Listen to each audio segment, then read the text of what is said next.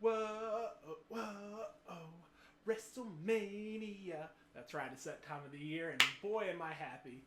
Don't get me wrong, the card's kinda hit or miss, but it's WrestleMania season. It's time to get excited. Nothing will beat last year's WrestleMania. Quit trying to get it on the same level as last year. It's a different year. Just be happy we got WrestleMania. Be happy we got people like Jey Uso in the main event. Be happy Gunther's had this title for almost a year, give or take. Just be happy we got that, because under the other regime, we'd probably still have our 50th Roman Reigns main event. Wait. He's in.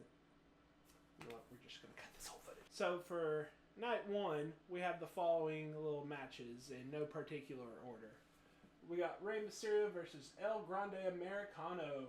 Jade Cargill versus Naomi. World Tag Team Championship match of the War Raiders against the New Day. The United States Championship match of LA Knight versus Jacob Fatu. World Heavyweight Championship match, which I honestly think is going to be the main event, with Gunther against Jey Uso. The WWE Women's Championship match with Tiffany Stratton versus Charlotte Flair. Can't wait to comment on that one. And then we get the Actually, no, we do know the main event. My apologies, because we got the triple threat main event of Roman Reigns versus CM Punk versus Seth freaking Rollins. I'm just going to go in the order of the little note I have on the side. So for Rey versus El Grande Americano, I think it's going to be a feel-good, maybe opener match. I feel like Rey's going to pick up the win.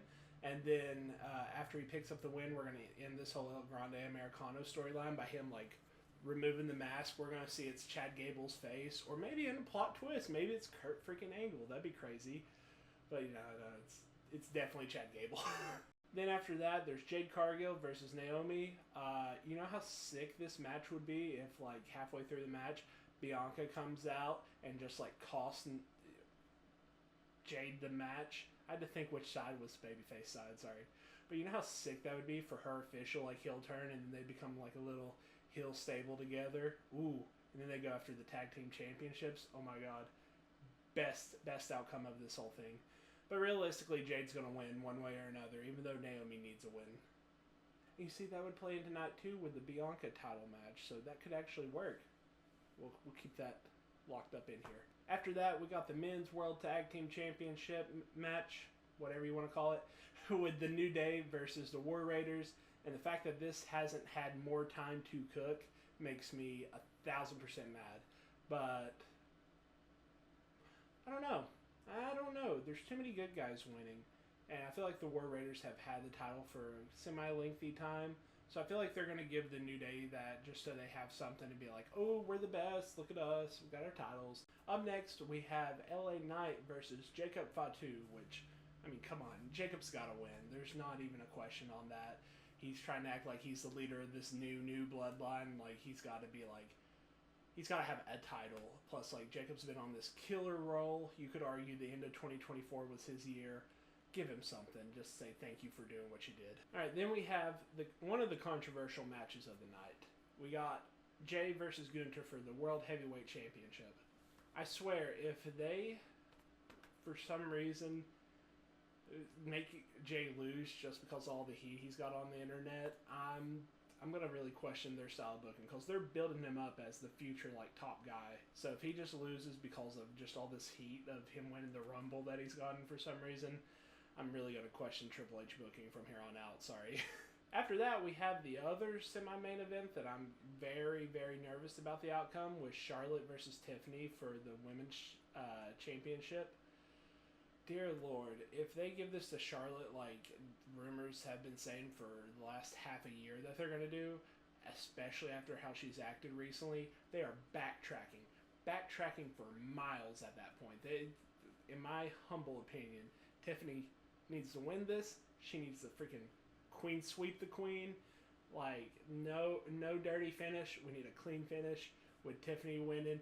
Then Charlotte shakes her hand, gives a little hug, and then rides off in the sunset. We're done with Charlotte. Alright, for our main event of night one, we have Roman Reigns versus Seth freaking Rollins versus CM Punk, with a wise man in every corner. Or I guess a best friend. Or I guess a guy who owes you a favor. Or I guess maybe an advocate. Don't do that one. Yeah, jokes aside, despite the T-shirt, I probably have my money on Punk winning this just to give him a feel-good moment. He won a main event of WrestleMania. All right, and then we got the card for night number 2, which is AJ Styles versus the Paul brother, a Sin City street fight with Priest versus McIntyre, Damian Priest versus Drew McIntyre. Got the Women's Tag Team Championship match with Liv Morgan and Raquel Rodriguez against Bayley and Lyra Valkyria. Got Fatal 4-Way match for the Intercontinental Championship between Braun Breaker, Penta, Finn Balor, and Dominic Mysterio. A triple threat match for the Women's World Championship between Io Sky, Bianca Belair, and Rhea Ripley.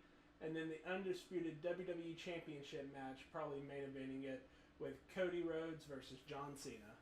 I got a lot to say about that main event, but we'll get to that in due time. All right, the thing that's probably going to kick off the show is the Styles versus the Paul brother. I hate the Paul brother. I don't want to even give him the time of day. Styles going to win. Then we get the Sin City street fight, which is a tongue twister for me for some reason. But we got Drew versus Priest. Drew needs the momentum going forward, and he needs a main event title program. Priest is just floating. He's just doing his own thing. So, I'm going to say Drew, but that's just because I'm a big Drew mark. Then we got the definition of a throw together women's match with the tag team titles. Liv and Raquel better win this just based upon psychology, because it's like... Okay, so hear it out. So, they're the established tag team already. So, for this team that was literally thrown together within the past, month to win would be BS. But on top of it being complete and utter garbage, it also sets up a good turn, because Bayley can be like, oh, this rookie right here held me down. I'm going to give you a rose plant, and then I'm going to go after your title. By the way, if you're ever, doing a live video, word from the professional here, never get a squeaky-ass chair. Because, every time I turn, you hear that? Yeah. Yeah, me too. After that, we have the triple threat women's title, world heavyweight title match.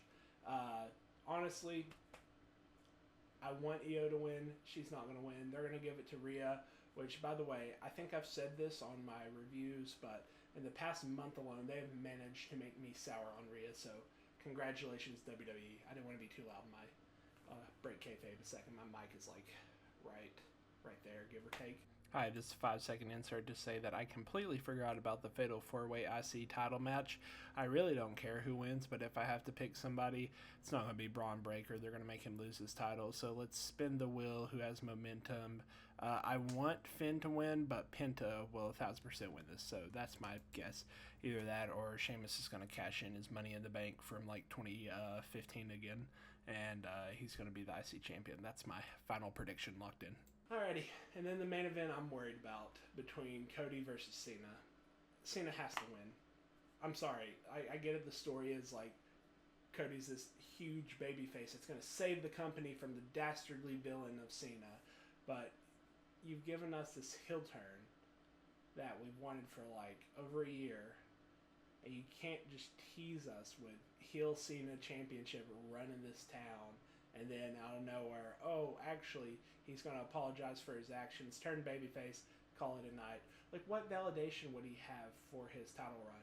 Plus, this is a good way to get a double turn in. So hear me out. You know how for Backlash, well, maybe you don't know, I'll post it, they have Orton and Cena as the faces. So what if Orton challenges Cena, being like, hey, man, I get where you're coming from. I was the biggest prick alive in the year 2009.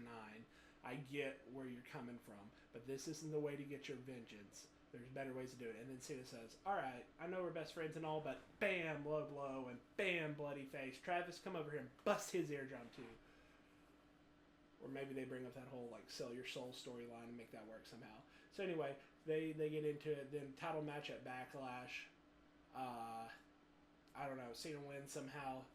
Orton comes back, maybe SummerSlam, gets an RKO win on Cena, gets his, big main event, babyface chair, and then he turns heel on Cody, who gets a rematch. And then we get Viper Orton next year being, the Age of Orton all over again. Oh, my God. Ooh, got goosebumps. Alright, I don't know how many of those are going to be accurate or not, but that's just my little predictions. Let me know what you think in those comments down below.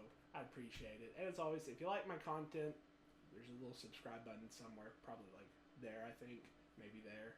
maybe there. Sorry. Just decided new style, gonna do a little live thing. Why not? Let me know what you think of that too. Maybe it helps, maybe it doesn't. All right. Anyway,